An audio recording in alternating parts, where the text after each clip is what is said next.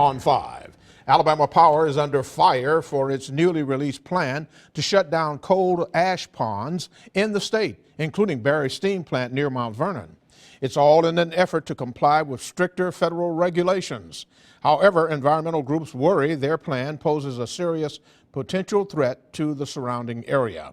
Here's News 5's Emily DeVoe. For years, Alabama Power's Barry plant has relied on steam and coal to supply us with electricity. But new stricter federal regulations mean they're closing down the coal ash ponds. Spokesperson Michael Schneiderman from Birmingham explains how. We believe that closing and capping these facilities in place on our plant sites is the safest, most effective, and most cost-effective option for us. That process doesn't sit well with Mobile Baykeeper Director Casey Calloway. We see the strong possibility that any of that coal ash could get into the groundwater, it could leak into our rivers.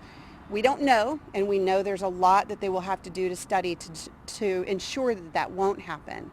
But it seems like a no-brainer, and they have a chance to go ahead and do the right thing and lead and let Alabama be a leader on this issue. She wants to see Alabama Power drain the ponds and move the coal ash further away from the river to prevent a spill like what happened with Duke Energy in North Carolina 2 years ago. There were structural failures at those facilities. We've never had any kind of a failure like that.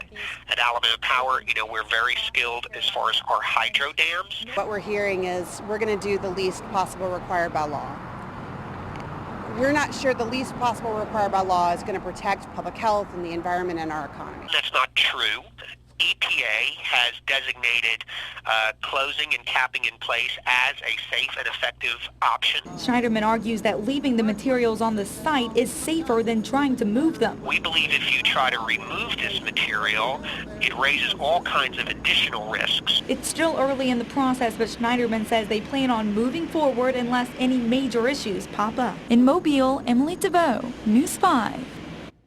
To get a little more context, we looked up the Barry Steam Plant on the EPA's enforcement website, ECHO.